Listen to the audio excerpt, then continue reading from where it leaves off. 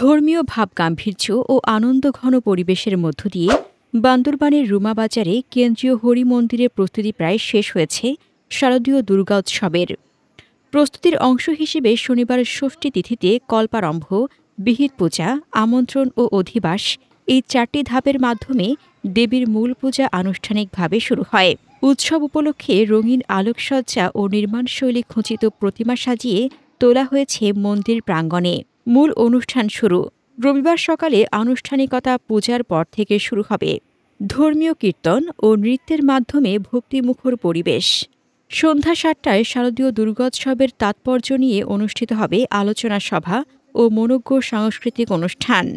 এতে প্রধান অতিথি হিসেবে Ruma zone commander lieutenant colonel Mohammad Alamgir Hossain উপস্থিত থাকার কথা রয়েছে। সংশ্লিষ্টরা জানায়, সনাতন ধর্মাবলম্বীদের প্রধান এই ধর্মীয় উৎসবে স্থানীয় পাহাড়ি বাঙালি নারী পুরুষ, শিশু কিশোর সহ বিভিন্ন সম্প্রদায়ের মানুষের সমাগমে উৎসবটি প্রতি বছরের ন্যায় রূপ নেয় এক মিলন মেলায়।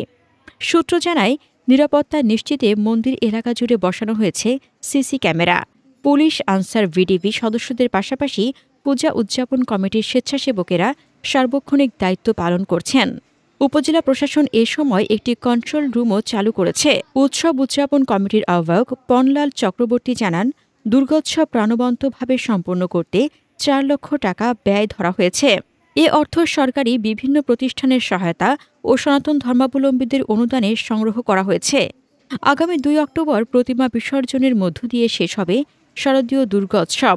যথাযথভাবে উৎসব উদযাপনে প্রশাসনের পাশাপাশি রুমা পাহাড়ি বাঙালি অধিবাসীদের সার্বিক সহযোগিতা কামনা করছেন কমিটির আহ্বায়ক পনলাল চক্রবর্তী। হাসনাতুজ্জাহান হিমু, দৈনিক খোলা চোখ।